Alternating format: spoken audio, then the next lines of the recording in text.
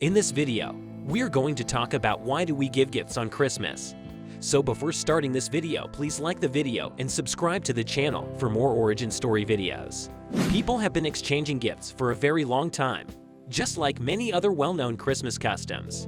The act of purchasing, making, and giving something of value to friends and family has been honored by people throughout the world in celebration of the holiday season for thousands of years, despite the fact that trends and tastes in gifts may change.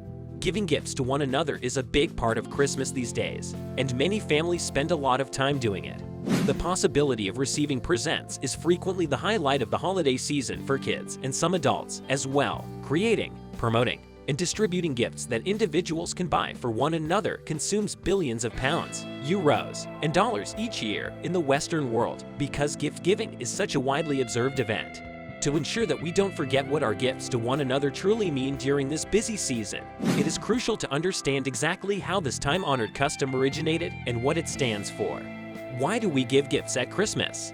Nowadays, we explain to kids that giving gifts at Christmas is a sign of generosity, spreading the notion that giving gifts is more significant and satisfying than receiving them.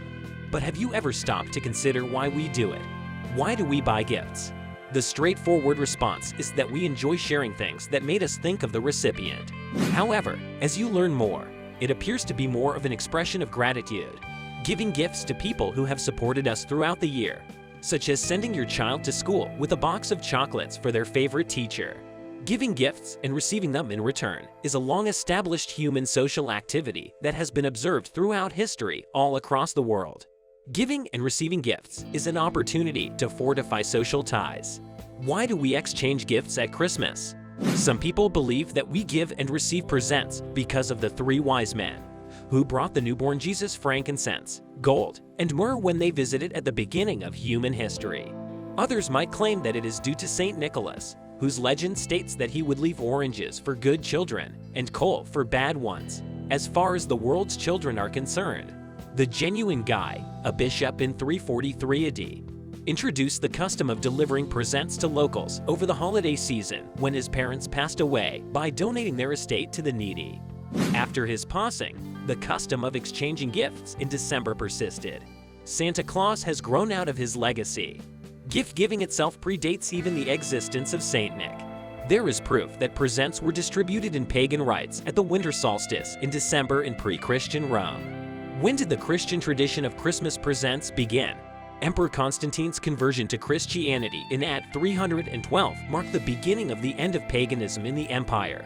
Although early religious officials were unable to outright forbid the well-like Saturnalia for fear of retribution, there is a belief that they borrowed many of the festival's characteristics when they created Christmas, a rival holiday that would replace Saturnalia but honor a Christian event, the birth of Jesus. One of the customs that presumably made its way from the old to the new was the giving and receiving of presents. By associating Jesus with the presents of the Magi, the ancient pagan practice of gift-giving was rationalized into Christianity. Nicolaus of Myra, a 4th century saint known for his penchant for bestowing gifts on others, was probably likely an influence. Being revered as a saint made him more well known as Saint Nicholas, which is the source of the term Santa Claus. The person of Saint Nicholas, who is revered around the world and is especially revered in parts of Europe where the feast day of Saint Nicholas is commonly observed on the 6th of December, has come to represent Nicolaus' benevolence and giving. This character, known as Sinterklaas in Dutch and Père Noël in France, has been a significant part of European holiday culture since the Middle Ages. He has developed into the yearly gift giver who is claimed to bring children their presents. As trade routes were developed and new lands were converted to Christianity, the spread of Christianity continued over time. This meant that more and more people learned about the wonders of the end-of-year gift-giving event and everything it stood for. Missionaries from both the Celtic tradition from Ireland and the Roman tradition from the heartlands of the ancient Roman Empire converted the Anglo-Saxon inhabitants of England to Christianity. It was not a simple time because the many religious strands frequently clashed with one another. The additional threat posed by the Nordic region's pagan Viking raiders contributed to this. As a result, a number of Christian nations acquired knowledge of the traditional early Christmas ideals, including the custom of presenting gifts. In quest of a new location where they could openly practice their branch of Christianity, A small number of persons from these isles eventually sailed across the Atlantic Ocean for America in 1610. The first Christian colony in North America was founded by these individuals, who were commonly referred to as the Pilgrims. Why do we put presents under the tree? This is a rather recent tradition for the occasion. Before Queen Victoria adopted the once German custom in 1840 and it grew in popularity throughout the Victorian era, Christmas trees were not a common sight in Europe. Since then, individuals have supported and decorated trees in their houses, and in certain countries, they have also decked gifts under the branches. Although it's not customary in other nations to place gifts under trees. For instance, it is customary for kids to leave their shoes outside to receive gifts in France. Christmas presents today.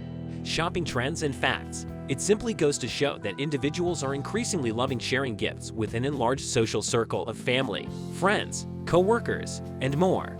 According to the same survey, the average person will now buy 14.8 items for 8.3 people, rather than just 2 or 3 for their closest friends and relatives. With the more dependable manner of purchasing on the high street playing an ever smaller role, online shopping has a significant part to play in holiday shopping. Less than 1 in 7 consumers, according to the same study, conduct their research and shop in store. Prior to the advent of the internet, buying Christmas presents required people to make annual visits to the city center, where they had to source all of their presents in order to avoid having to make further trips later. That's it for today, guys. What did you think of the video? Please share with us in the comments section below. Also, don't forget to hit the like button, subscribe to our channel, and ring the bell icon for more origin story videos.